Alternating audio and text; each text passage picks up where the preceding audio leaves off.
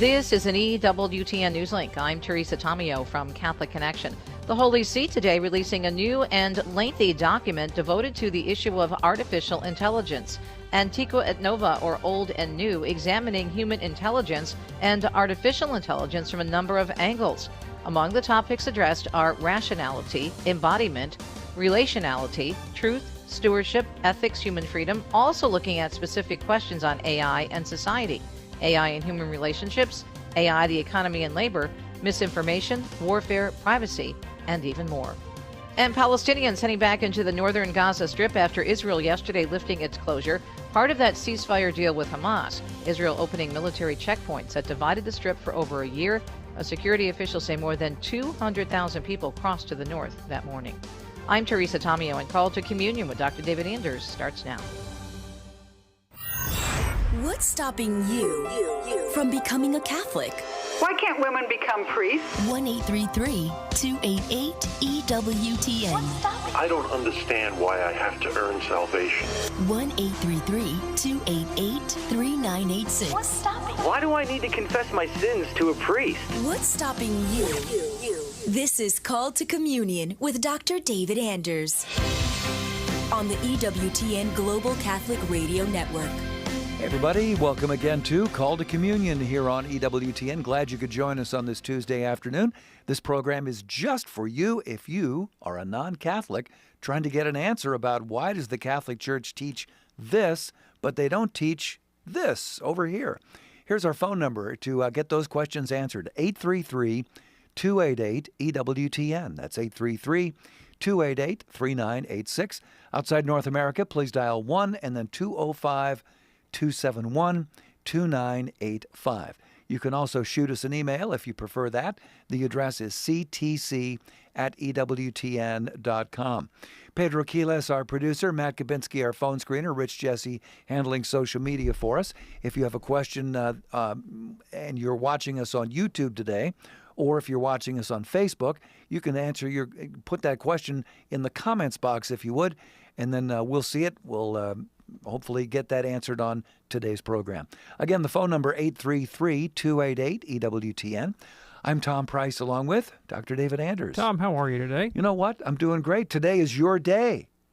It's my day? Your buddy, St. Thomas Aquinas. Oh, that's right. That's today, isn't it? Today is the day. Well, St. Thomas, pray for us. Why is St. Thomas Aquinas a big deal for not only Catholics, but for everybody?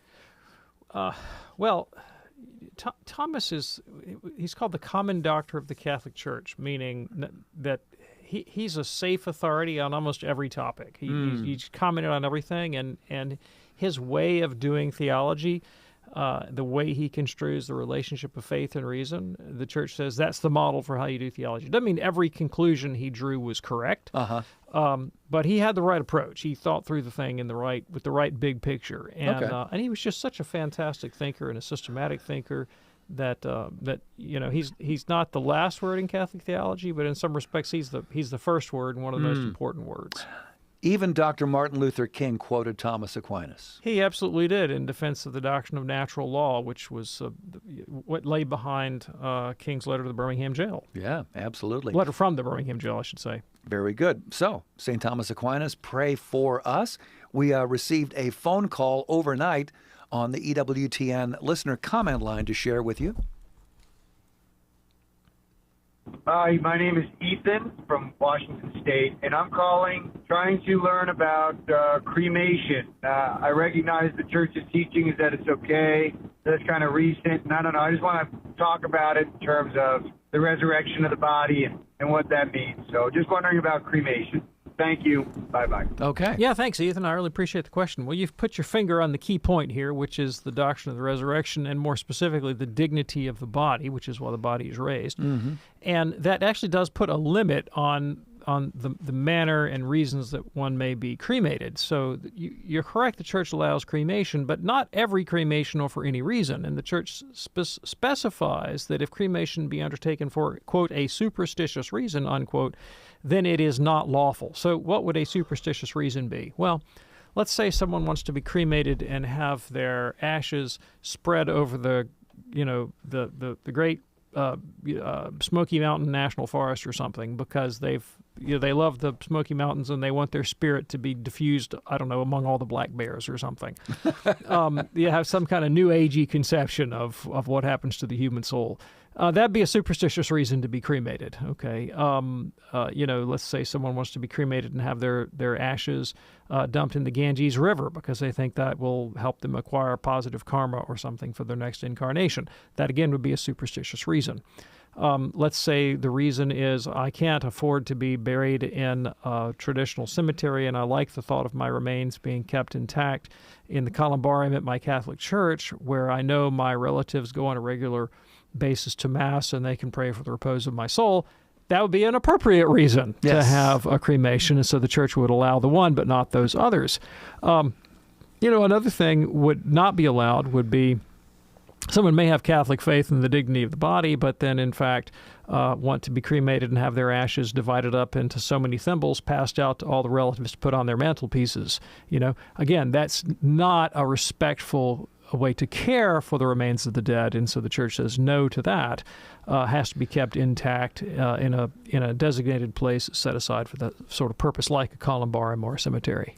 Oh, very good. Ethan, thanks so much for your call to our EWTN listener comment line. Here's a question from T.O. in Houston, who texted us yesterday. How can Catholics fully understand immigration issues that seem to contradict the Vatican and the White House? Can we reference it in the Scriptures as well as the teachings of our saints and fathers? Yeah, thanks. I appreciate the question. So I think the best way to go about understanding the morality and the social ethics on immigration is to follow the teaching of the Catholic Church, especially the Church's social doctrine. There's a wonderful document called the Compendium of the Social Doctrine of the Catholic Church that lays out in a systematic way, here's what the Church teaches on social issues, including those related to immigration. Okay. And, of course, the U.S. Conference of Catholic Bishops has issued a lot of communication specifically about the immigration situation in the United States. And that's where I would take my cues from. There are some principles in Holy Scripture, namely and especially the value of caring for the alien and the widow and the stranger among us. I mean, the Pentateuch is quite clear that Israel had an obligation to look out for aliens and strangers because, as the text said, you yourselves were aliens and strangers once. And for not everybody, but for most of us that live in North America, if not us directly, sometimes our immediate ancestors, or at most a few generations back, we're also aliens and strangers and pilgrims to this land. Yeah. And, so I mean that we have to have empathy and understand that. Now, there are other principles about national sovereignty and the rule of law that the Church also recognizes. So when it comes to making the specific policy application, one thing I would want to guard against as a Catholic is just in a kind of knee-jerk way assuming that the political party that best suits my own personal ideology is just obviously the best implementation of the Church's social doctrine. And the Church doesn't roll that way. It doesn't say, that social doctrine is reducible to a political ideology, and generally ideologies and political parties will get at least some aspect of it wrong, right? But you hold the ideal out, and then you hold your policymakers accountable, whatever their political party, to implement that vision as closely as possible. Tio, thank you for your text. In a moment, we'll talk with Rose Marie in Michigan. Lines are open for you at 833-288-EWTN for Call to Communion. Stay with us. Your favorite EWTN radio programs are all over social media: Twitter, Instagram, Facebook, SoundCloud, and they're available right now, on demand, day or night. Remember, EWTN is everywhere. This is a Did You Know moment with Sandra McDevitt. Did you know there is a fun Catholic drinking toast? Hilaire Belloc was an English-French writer and historian of the early 20th century. A great friend of G.K. Chesterton, Belloc's books include Path to Rome, The Servile State, The Crisis of Civilization, The Great Heresies, and many others. He loved short quips or sayings and had over 100, such as, "Every major question in history is a religion question. It has more influence in molding life than nationalism or language." His most famous was a toast, which goes like this: Wherever the Catholic sun doth shine, there's always laughter and good red wine. At least I've always found it so. Benedicamus Domino. Next time you raise your glass with friends, remember Haller Belloc and his Catholic toast. I'm Sandra McDevitt for EWTN Radio. On the next Beacon of Truth, God's blueprint for happy life and Soulful Psalm 119. I'm Deacon Harold Burke-Sivers, and I invite you to join me for Beacon of Truth. EWTN. Live truth, live Catholic.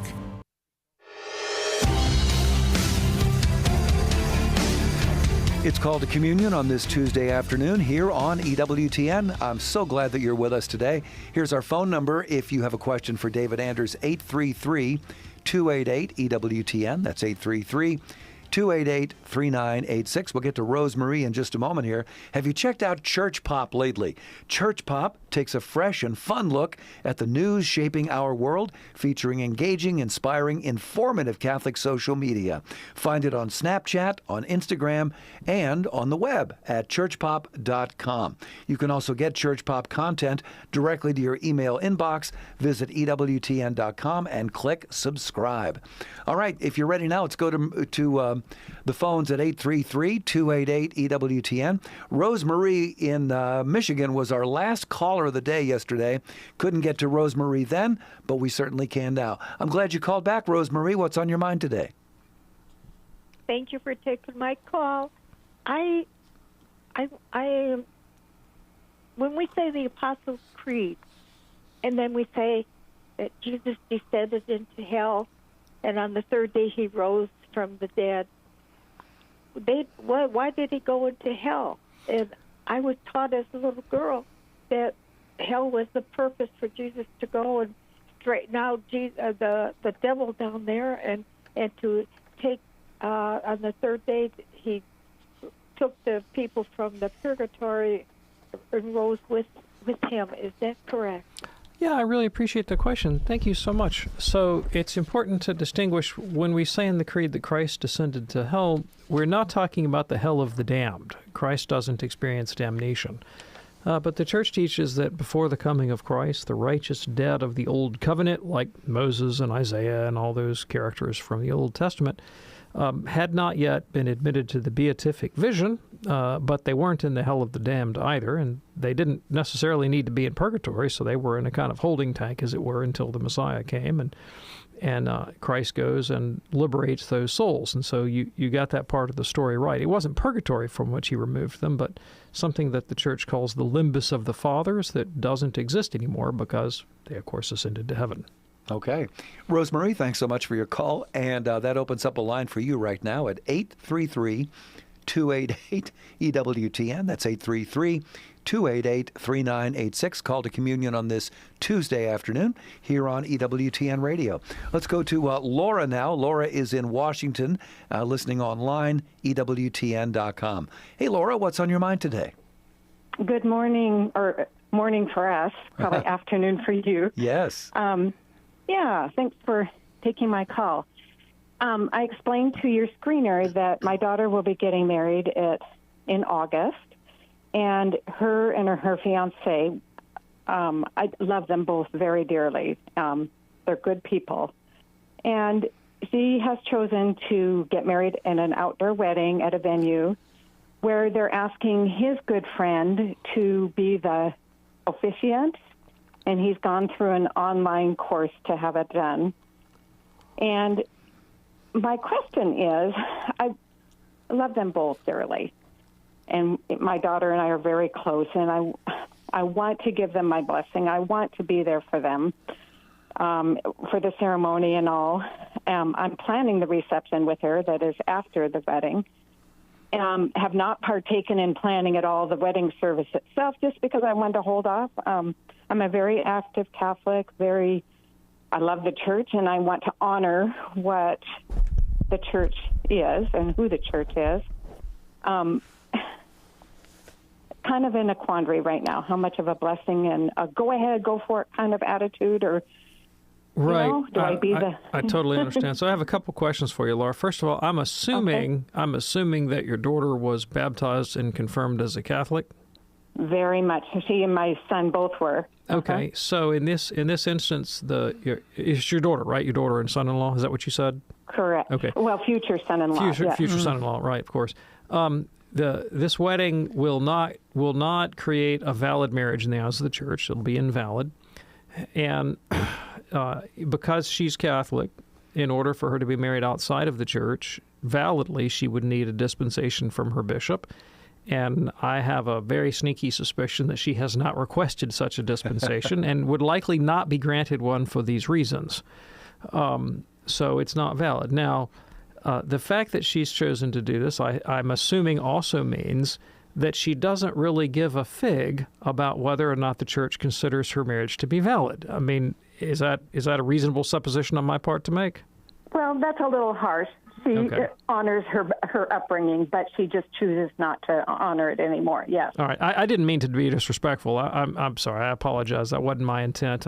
Sometimes I speak a little bit too colloquially, but basically, it's not a priority for her, right? It's not a priority for her to have a valid wedding in the eyes of the Catholic Church. So I'm also guessing that she would be kind of immune to reasons to the contrary. Like if you said to her, this is not going to be a valid wedding, therefore you shouldn't go through with it, or you should have a priest bless your wedding or whatever, that she's probably not going to listen to that. Would that also be your position? Well, yes, we have the conversation several times. I have with both of them, and I just have expressed my wish that they could get married in the church, and I would be willing to walk with them side by side to have that done. Okay. And her to be, reintroduced into the church, and him to be for the first time. Okay. All right. So those are all of my questions, and that does kind of help clarify my answer. And again, I apologize for my loose use of language. I didn't mean any disrespect for your daughter or to you. So obviously I want to know if she's Catholic, because if she's not Catholic, if she weren't Catholic, then this could be a presumptively valid wedding, and it wouldn't be an issue, right? But the fact that she's Catholic means it'll be invalid. The reason I asked if she cares, right, is because if she were ignorant of her obligation, then the question of informing her of her Catholic obligations would be on the table, right? And the fact that you have already done that and she's persisted means you've kind of done what you can do in that regard. And so now you're at a completely different stage, and that is you have to make a prudential choice about what is your best mode of approach in terms of relating to them going forward. And there are two issues here. One of them is the possibility of scandal, which would be if you support something that you know to be objectively wrong, do you lead somebody else into sin through your actions? And I think we've pretty well established here that you have signaled that you don't approve. And so the risk of scandal to your daughter and future son-in-law is negligible. It's not existent, because you've already said, I'd rather you not do it this way. I'd rather you follow what the church teaches. If there's somebody else in your life, a younger sibling or something that could be scandalized by your involvement, that's another thing to prudently consider. But then balanced against the possibility of scandal, if you support it, there's also kind of a possibility of scandal if you don't. And here's what I mean by that the number of people who genuinely understand the rationale for the church's teaching is very small, particularly outside of Catholic land. And many people who leave the Catholic Church do so because they are under the impression that the Catholic Church is just a sort of nitpicking, sort of, overbearing authority that wants to impinge itself on every area of your life in minuscule and insignificant ways. And their view is, well, this is just the kind of reason that I left the Catholic Church to begin with, blah, blah, blah, blah, blah. Yeah. And, and if you make a big stink about it and refuse to participate, then, the odds that you alienate your daughter or your future son-in-law and maybe other relatives down the road for long periods of time goes up. And it doesn't do much to reconcile them to the church. And so, balancing all of those concerns, my general sense, and this is just a prudent judgment on my part, and I could be wrong, is that your best course of action is to kind of do what you've already done, which is to say, here's what I really think you ought to do. You're going to go in a different direction, but I want you to know I love you anyway, and I want to be involved in your life. And so you've kind of let everybody know where you stand on the truth of the Catholic faith, but you've also let them know where you stand in terms of your commitment to them as people and your love for your daughter and for your future son-in-law. And you want that relationship that you hopefully can sustain for many years to be the basis, hopefully, of maybe reconciling with the church later on. So I kind of think you're on the right track here. Laura, is that helpful for you? Oh, tremendously. Thank you. Well, thank you. Thanks so much for your call. Let's stay on this topic of marriage and go to Chris, just outside of Boston, listening on the EWTN app. Hey, Chris, what's on your mind today, sir? Yeah, hi, Dr. Anders. Thanks for taking the call. Just listening to your last explanation to Lauren, I think I'm kind of in the same boat. I've been asked by a good friend to do their marriage, to be essentially an online pastor, do that course, I guess she mentioned. I am a practicing Catholic. I do certainly know the importance of marriage in the church. And I'm just having a hard time discerning and thinking through it. So I'm not sure if there's anything else you can offer. Yeah, I think there is, and I see the dilemma. It's kind of ironic to have these two calls back to back. It is. So I don't think it's an exact equivalent problem. I think it's a different issue altogether. So there's certainly situations, I believe, when a Catholic who is a Catholic in good faith, wants to be Orthodox and follow the teaching of the Church, could, in good conscience, preside over a non-Catholic valid wedding. And the occasion that comes to my mind most readily would be, say, a probate judge or a magistrate. There are many people in our culture who are not practicing Christians, who are not even baptized, who have the desire and the moral capability of being validly, naturally married. I mean, the Church teaches there is such a thing as natural marriage, and as a non-sacramental marriage. And natural marriages can be valid. And say two atheists, for example, that want to marry, they can do so. And the Church recognizes the marriage of atheists as a valid marriage. It would be a natural marriage, not a sacramental one, but valid, right? And from the Catholic Church's point of view, the only thing that's necessary to achieve a valid natural marriage is the consent of the parties.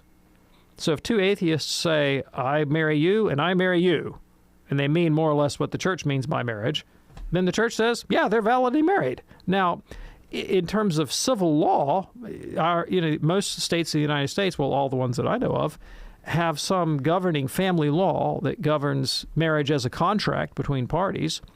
And so if you want that union to be recognized by the state for, insurance and taxation purposes and inheritance rights and child custody and all the reasons that you would want that recognized, then you have to follow the rules in the state. And generally those rules are going to require, some kind of recognition by an official person like a magistrate or a probate judge or something like that. And that's a legitimate social function. And the Church recognizes the value that civil governments have an interest, that the Church has an interest in seeing civil governments recognize the institution of marriage as such. And so, the Catholic Church collaborates and cooperates with civil governments in making sure that Catholic sacramental marriages, for example, are also recognized as valid secular marriages in the eyes of the state, right? And a kind of coordination between those two has always been part of the Catholic way of doing things. And so, a Catholic judge, for example, could function as a probate or a magistrate, probate judge or a magistrate, and oversee those kinds of relationships. So I don't think there's anything in principle wrong with the Catholic adjudicating or officiating at a non-Catholic wedding under certain circumstances. Now, questions that I would want to ask are, are these people, first of all, are they Catholics? If they're Catholics, then I would not do it, to be sure, because unless they've been given a dispensation by the bishop, it's not valid, and I don't want to formally cooperate with something the Church says is wrong. All right, so I wouldn't do it if they're Catholic. Let's say they're Protestants. And they're practicing Protestants. Okay. Well, then I'd say the situation is a little more gray, because at least as far as the Catholic Church is concerned, the marriage of two Protestants is sacramental, doesn't have to be performed in front of a Catholic priest to be valid, because they're not Catholic. Yeah. But its sacramental character ideally ought to be represented in some kind of liturgical or quasi-liturgical or sacred sort of way, so that it's signaled to the minds of all the people involved that this is a kind of sacred institution of sacred value, and to totally secularize it would be a kind of injustice to the nature of the wedding as such. to the extent that it's possible, even non-Christian marriages ought to have a kind of sacral character if such a thing is possible. I think the only situation where I might say you can't aim for that would be, if you have two completely secular, atheistic, materialistic humanists who are explicit in their rejection of any kind of sacred character to the institution, but otherwise recognize, the lifelong union of a man and a woman for the sake of raising a family as an institution worth preserving. That would be the basic definition of marriage. Then under that kind of circumstance, well, maybe. But there's a lot of discernment that takes place in there. But those are kind of the parameters within which you have to think this thing through. Chris, is that helpful for you, sir? Yeah, it definitely is. You made a comment about dispensation from the bishop, and at least one party is Catholic. Well, boom. Then if you got a Catholic party, I would not do it. Well, there you go. Chris, thanks so much for your call. We do appreciate that. In a moment, we're going to be talking with Dan, a first-time caller from Hastings, Nebraska. Also, Vince is a first-time caller in Phoenix, Arizona. Ken is in Portland. A couple lines open for you right now at 833-288-EWTN. That's 833-288-3986. Or you could shoot us an email if you prefer that, ctc@EWTN.com, ctc@EWTN.com. You could also text the letters EWTN to 58177. You'll get a quick robo response from us. When you get that, then just put in text us your first name and your brief question. Message and data rates may apply. Again, our phone number 833-288-EWTN. It's called to Communion with Dr. David Anders. Do stay with us.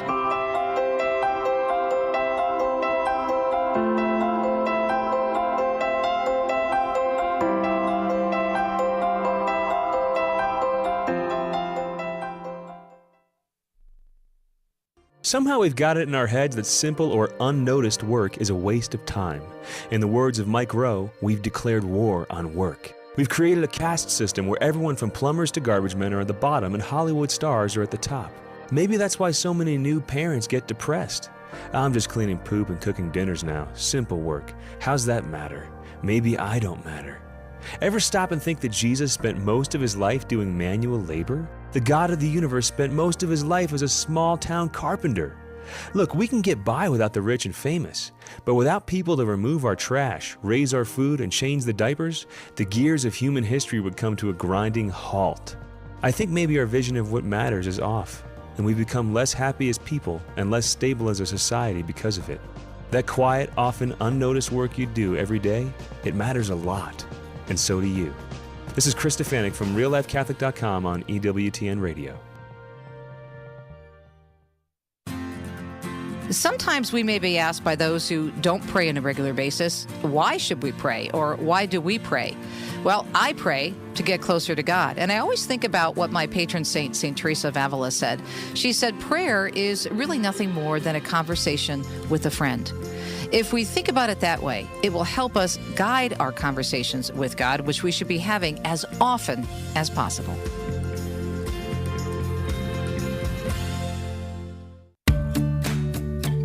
If you have the iHeartRadio app, you can listen to the EWTN Radio live stream. Go to iHeartRadio and search EWTN. Hi, this is Cy Keller. Later today on Catholic Answers Live, we're asking callers to tell us, why don't you think Catholicism makes sense? Dr. Carlo Broussard, our guest. Catholic Answers Live, 6 p.m. Eastern on EWTN Radio. Now, back to Call to Communion with Dr. David Anders.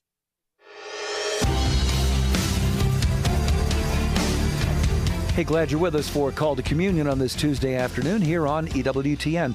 2 lines open for you, and it's not too late for you to call 833-288-EWTN. That's 288-3986. Congratulations going out to another EWTN radio partner, WGIC, 94.9 FM, serving Clarksville, Tennessee. They are celebrating 8 years with EWTN. Congratulations to Lisa Meeks and everybody there at Immaculate Conception Parish. That's where the station is, from your friends here at EWTN Radio. All right, back to the phones now. Here's Dan in Hastings, Nebraska, listening on the Great Spirit Catholic Radio. Hello, Dan. What's on your mind today? Hello. Thank you for taking my call. Sure. Listening to the beginning of the program, you had a question about ashes being spread after a cremation. Well, my father was a Protestant, and he was very religious, but when he told me what he wanted to have done with his ashes was he wanted them spread at the geographical center of the continental United States. So, because he traveled a lot. Now, by participating in this, I've often wondered if I was committing a sin because that was his wishes and he wasn't Catholic. Or, I mean, is this something that it's always been bothered me that I thought I was doing something wrong by doing that or not? Yeah, I really appreciate the question. So, I'm not a priest and I can't give absolution, but I want to say in a very colloquial way, I absolve you of guilt in this matter, right? You do not need this. That has no sacramental significance whatsoever at all. But as far as psychologically is concerned, I don't hold that against you because I know where you were coming from and the kind of constraints you were under psychologically. So here are a couple of considerations. First of all, your dad wasn't Catholic and he was not subject to Catholic canon law. So the law about cremation applies to Catholics. It doesn't apply to people who aren't Catholic. So, the church doesn't really comment on a lot of things that fall without its jurisdiction. And the burial rights of non-Catholics is one of the things that falls out of its jurisdiction, and it doesn't comment on them, right? Yeah. Unless they violate some, sort of gross matter of human dignity or something. Okay. Then they would comment. Now, I would say that if I'm trying to prudently discern whether to carry out that kind of a request, I mean, here are some of the things that would go through my mind in the moment. One would be, what are the people around me going to think I'm doing? Right, because that raises the possibility of the sin of scandal. Mm-hmm. Right, am I scandalizing the people around me? Am I doing it myself for a superstitious reason? Do I think Dad's going to come back from the grave and haunt me or something if I don't do his will? Well, that would be kind of a superstitious fear, and I wouldn't want to do it on that basis. I think that you love your father. You want to honor his memory. You want to honor his wishes. Anybody would. Yeah. The command to honor thy father and thy mother. A case can be made from sacred scripture that has as much to do with attending to proper burial rites as it does anything else that we might perform for our parents. Mm-hmm. Yeah. And honoring their wishes is an important part of honoring one's parents. And so, I see how you could feel like you were stuck between a rock and a hard place. And it doesn't seem to me, that you violated any specific hard and fast norm. There are prudent concerns that I would raise about it, and I've already raised them. But, nothing, I think, where you need to beat yourself up over the head. Would you do the same thing again if asked by another parent? Maybe you'd decide differently. But, this is done and gone, and we know your heart was in the right place, and so I'd kind of give yourself a break and move on. Appreciate your call, Dan. Thanks for calling in from Hastings, Nebraska, listening on the fabulous Spirit Catholic Radio. Call to communion here on EWTN. Let's go to Phoenix now and talk with Vince, listening on Sirius XM, Channel 130. Hey, Vince, what's on your mind today, sir? Hey, good afternoon, and hey, thanks for taking my call. Sure. I'd like a little enlightenment on the rules of communion. A little background. I'm born, raised Catholic. Parents practice the faith. I practice the faith with my children. And it's the subject is more relevant today because I have two son-in-laws that are Christian, but they're not Catholic. And I'm always working on conversion and trying to get them into the fold. What I don't understand is if we believe in the power of the Eucharist, that is the body and blood of Christ that can do infinite amount of good, why is the Catholic Church so adamant in not allowing non-Catholics receiving the Eucharist? Oh, yeah, absolutely. What a fantastic question. There are lots of reasons for this, lots of reasons. So let's draw a distinction here between the objective elements of grace that are offered to us in the Catholic faith, whether that's through the Eucharist or any other sacrament or through the death of Christ or what have you. On the one hand, there's the sort of the objective element. On the other hand, there's the subjective application to the soul.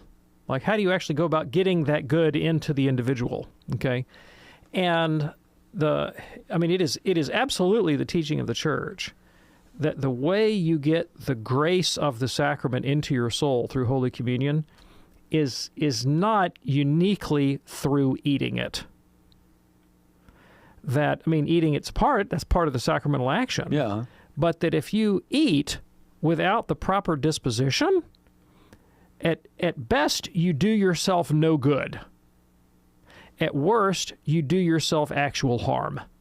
And let me unpack that a little bit.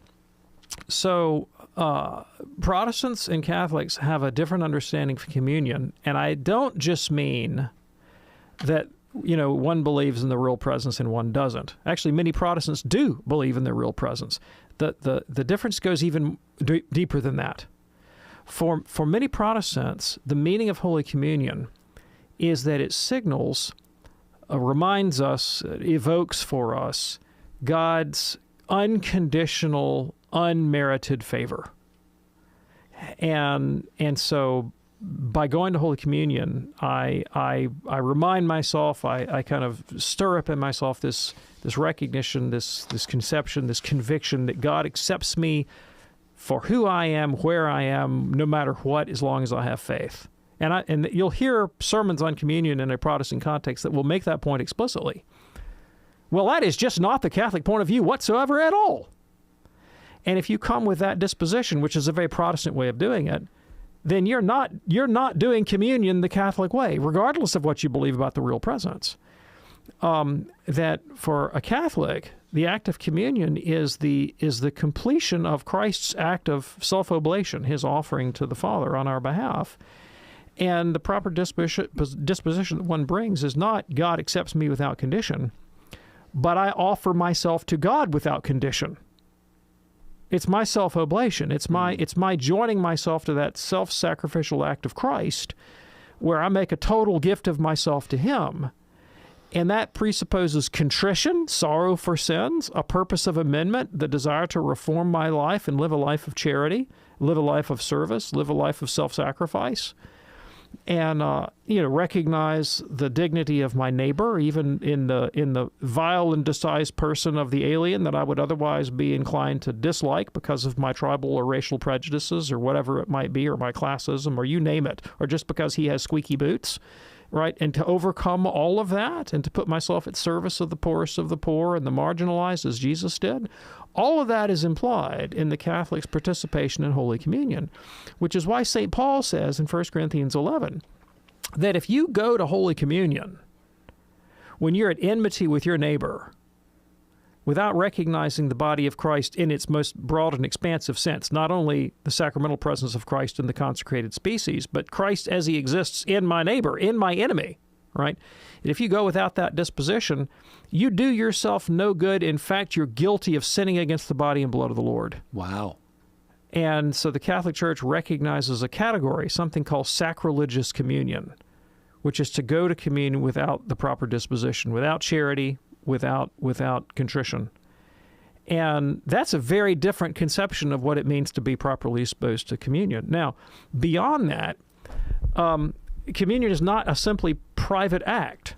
It's a public act by which I identify with the church community. And in going to communion, I subject myself to the church's jurisdiction. And the church actually has an objective public way of identifying whether or not I'm properly disposed. It's called the confessional, which is another term for the confessional is the tribunal of God's mercy.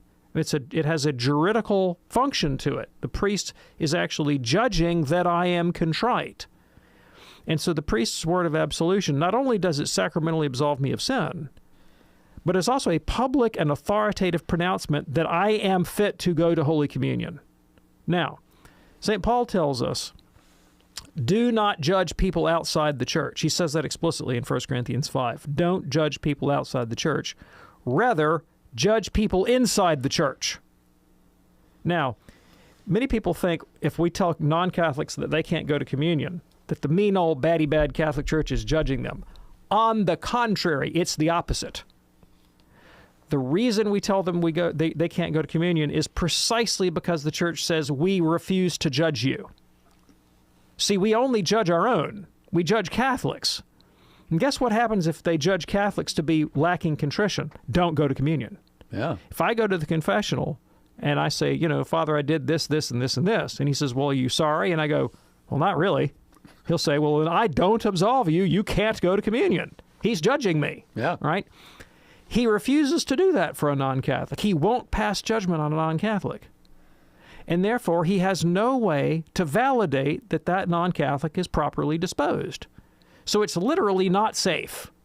I mean, think about something like chemotherapy. Absolutely life-giving for the person for whom that's the proper medicine. Possibly a death sentence for anybody else. Yeah. All right? And imagine if a patient showed up to the pharmacist and said, I'd like chemotherapy, please. The pharmacist says, well, let's see the judgment that this is the right medication for you. Oh, I'm sorry. No, you can't look into my medical charts. And, well, then I can't possibly give you this medication. Yeah. Not because I'm judging you, but because you're not letting me judge you. And in the same way, if somebody shows up in the Catholic Church and says, hand me Holy Communion. Okay, when did you submit to the church's tribunal and let us adjudicate whether or not you can safely receive? Well, I'm not doing that. Well, then how can we give it to you safely when Paul himself tells us that this puts you in mortal sin, potentially, if you don't do it right? Yes. Finally, for a Catholic, the act of going to Holy Communion, St. Paul says that we are all one body because we partake of the one loaf, right? That communion is the sacrament of the church's unity, the sacrament of the church's charity. By going to communion, I'm signaling that I believe that this is a church founded by Christ and I believe all that she teaches. Protestants manifestly don't believe that. And so why would I invite them to perform a ritual action that means something that they don't mean? They absolutely don't mean that they think this is the church that Christ founded. Now, many Protestants get really bent out of shape when Catholics say you can't go to communion. And here's why I think that happens. In Protestant theology, modern Protestant theology, not 16th century Protestants, but modern Protestant theology, conceives of the church as an invisible society of like-minded people that have a relationship with Jesus in their heart, and that the visible distinctions between Protestant denominations are just so many flavors of ice cream that they don't really matter, and that we're all kind of one big family and it's all one big thing, and our little particular differences are just like you like country, I like Western, we got both kinds of music, and they think the meanie batty Catholic Church says they're not really Christians, because if you reduce the Catholic Church to that conception, right, you just think of the Catholic Church as yet one more denomination, then the Catholic Church's refusal to grant communion to the Protestant makes it seem like the Catholic is saying, well, you're not really Christians, right? And but what they're doing is they're really insisting that the Catholic conceive of his own church on the model of a denomination. And that's exactly what we refuse to do. The Catholic position is the Catholic Church was founded by Jesus and is the institution that he set up to be the continuation of his incarnation and his ministry on earth. And so we don't say that non-Catholics are not Christians. We don't make that claim. But we do claim that they're outside of the Catholic Church founded by Jesus. Right. It doesn't mean they're outside of redemption, but they are outside of the church that Christ founded. And therefore we don't agree to reduce the Catholic Church to the model of just yet one more denomination. And that's, I think, one of the reasons that many non-Catholics want communion in the Catholic Church is because they want to feel like, well, we agree with them that it doesn't really matter if you're Catholic or not, we're all just one big happy family. Well, you may be one big happy family, but it does matter whether or not you're Catholic. And so for these and many other reasons together, it's actually a really profound ecclesiological question: who should and should not go to communion? And don't forget, not all Catholics should go to communion. The Church excludes Catholics from communion if they're not properly disposed. You know, I mean, like, hopefully, if you follow the Church's rules on fasting and abstinence, it may have happened to you one day that you showed up at church and you're like, oh my gosh, I just ate that sausage and biscuit 5 minutes ago, you know, and here we are having this, I better not go to communion. You're not properly disposed because you didn't follow the Church's fast. Or, heaven forbid, you're conscious of a grave sin. You're not supposed to go to communion. So communion's not just candy to be handed out willingly to every person. Well, there you go, Vince. Thanks so much for your call from Phoenix. And, David, I caught that Blues Brothers reference that you dropped in there. The country and western? Very slick. Oh, yeah. Very slick. Call to Communion here on EWTN. Tomorrow night on EWTN Live with Father Mitch. He's going to welcome Nina Sophie Harriman to discuss what the Bible teaches about the meaning of our gender and God's reason for creating man, woman, and the church, and how the Bible gives us a path through this difficult time. Do check it out, EWTN Live with Father Mitch, tomorrow night, 8 p.m. Eastern on EWTN Radio and Television. We're going to try to get to as many of these calls as we can. For those of you that we cannot get to, you may want to stick around because Open Line Tuesday with Father Wade Menezes is coming up next at 3 p.m. Eastern. So if you want, you can just stay on hold and we'll get to you as quick as we can. Here now is Ken in Portland, Oregon, listening on the great Modern Day Radio. Hello, Ken. What's on your mind today, sir? Hi, Dr. Anders. I have a quick question about St. Thomas Aquinas and the Summa. And I kind of know the structure of it, how we ask the question and we get the opposing opinions and then the other side of the opinions. My question is if you get the Summa from an average person gets the Summa and tries to read it, is that advisable, not advisable? Is it a read that somebody can actually understand? Sure. I appreciate the question a lot. There's definitely a kind of learning curve on being able to approach the Summa and make sense of it. When Thomas writes, he presupposes a certain knowledge of Aristotelian philosophy. And the categories that he uses and applies to almost everything are the categories of Aristotelian logic and metaphysics and epistemology. And so if you lack just a little, you don't need much. You just need a little bit of background in Aristotle.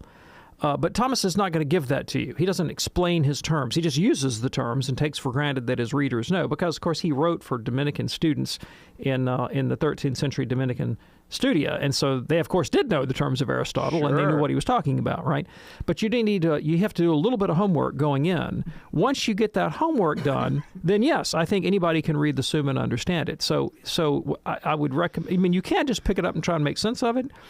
Just recognize that as you do so, you're going to have to put some effort into knowing what he means by these terms that he uses. Now, I think the easiest on-ramp to the Summa that I know of is a book by Edward Feser, F-E-S-E-R, simply called Aquinas, and that's the title of the book. And Dr. Feser is going to give you the sort of the philosophical groundwork that you need to make sense of Thomas. Read Feser's book first, or any other introduction to Thomas, then go pick up the Summa. You'll have, I won't say you'll have no trouble, but you'll have the tools you need to make sense of it. But I mean, probably the easiest part of the Summa to jump into right off the bat would be maybe the second part of the second part, where Thomas goes into the analysis of particular virtues. And it's just packed full of great stuff. I'm always reading the second part of the second part. You know, if I want to get a handle on what is justice and, you know, why is it wrong to do that? And how many ways can I get wrong doing this? And I mean, he just lays it out there, and they're very, very helpful. His analysis is usually pretty comprehensive. And that's probably the most approachable part. Most interesting, also the stuff in the sacraments is pretty approachable. Now, the most interesting, philosophically meaty stuff is the first part on God. But you know, caveat emptor. Yeah, Ken, and a very timely question on your part. Thanks for checking in from Portland.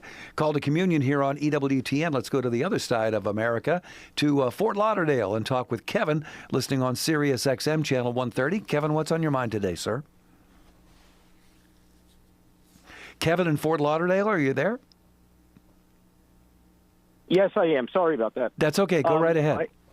I have a question. I was invited to a wedding where one person is Catholic and the other is Christian.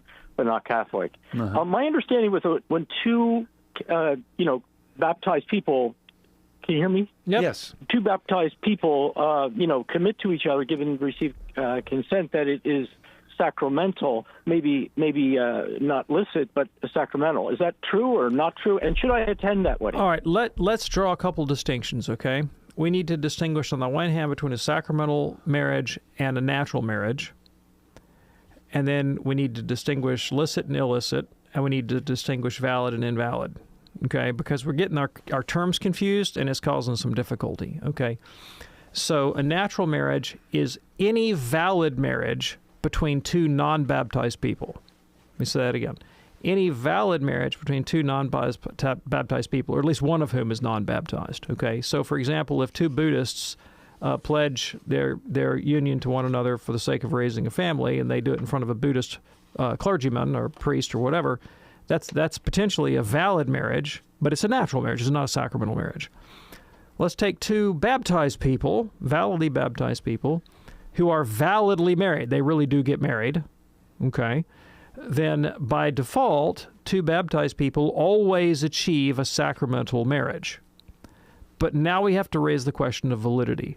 Whether it's natural or sacramental, what is it that makes a marriage valid? Okay? And for a Catholic, no marriage is valid, whether sacramental or otherwise. No marriage is valid, whether sacramental and otherwise, if it is not performed before a Catholic minister, that is a priest or a deacon, or someone designated by the church, or if it lacks a dispensation from one's bishop. So the Catholic has a canonical obligation to marry in the church before a priest unless he's given specific permission not to. So if there's a Catholic involved, if he marries a Protestant outside the church with permission, then it's valid. If he marries a Protestant outside the church without permission, it's not valid. But remember, the definition of a sacramental marriage is any valid marriage between two baptized people. If it's not valid, it cannot be sacramental. If it's not valid, it cannot be sacramental. Licit just means allowable or not allowable. All right. Sometimes questions of licity come into play with questions of validity, and sometimes they don't. So to take another sacrament, for example, grandparents should not baptize their grandchildren in the swimming pool when their non-practicing children are not watching. All right. Believe it or not, that happens all the time. Sure it does. We get that call all the time. My kid's in the church. My kid's out of the church. He's not having his children baptized. They came to stay at grandmom's house for the weekend. I baptized them in the bathtub. Is that okay? I get that question. We get that 3 or 4 times a year. Yeah. Okay. And the church would say in that instance, not licit is valid. Not licit is valid. All right. But sometimes lacking licity also causes it to lack validity. And in the case of marriage, that's one of them. It's not licit for a Catholic to marry outside the church, nor is it valid unless he has a dispensation. Kevin, thanks so much for your call. I think we have enough time here for Kristen in Ohio, listening on her Alexa device. Hey, Kristen, what's on your mind today? Yes. The church used to say that you could vote for Republican or Democrat just so you don't agree with abortion. And I was wondering, did they change that? I really appreciate the question. So it's more nuanced than that. The church doesn't really, in her official teaching, doesn't make comments about specific political parties, right? You're not going to get a statement out of the Pope, for example, about the Republican Party, the Democrat Party. Nope. What the church does is it lays out a vision of social justice. It teaches this is what a just society looks like, and tells Catholics that they are under an obligation to attempt to seek to bring about a just society with that robust vision. Now, as part of that, obviously, no one can ever vote intentionally for an immoral policy because it's immoral, right? So if a party advocates something that's objectively immoral, I cannot support that policy simply because I want to bring about that immoral thing. Then I'm cooperating with an immoral thing. That could be abortion. That could be genocide. That could be racial segregation or prejudice. I mean, there are all kinds of objectively immoral things, and I shouldn't ever vote for any of them because I'm trying to bring it about.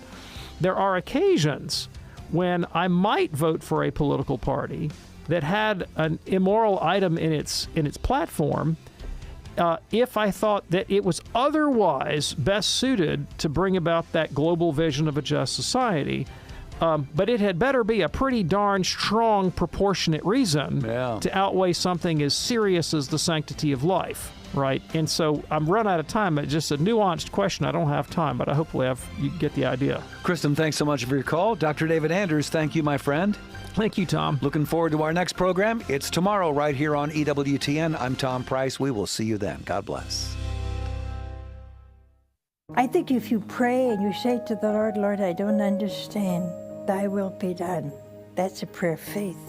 If something wonderful happens and I say, thank you, Lord, that's a prayer of thanksgiving. If your prayer